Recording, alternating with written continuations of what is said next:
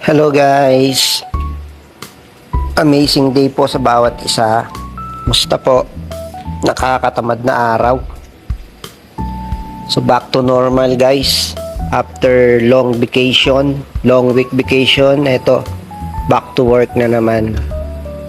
So pero anyway, thank God for this today dahil balik sa trabaho.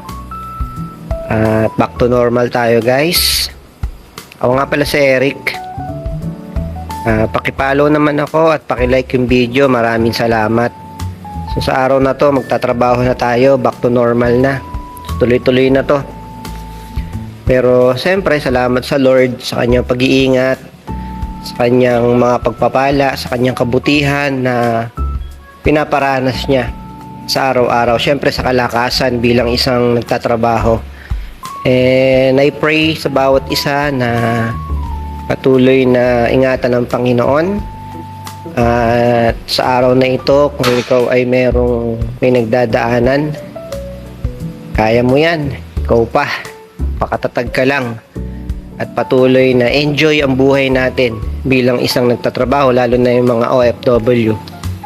At salamat sa bawat isa guys. At patuloy na maging masaya lang tayo sa buhay, laban lang, at one day matutupad natin ang ating mga pangarap.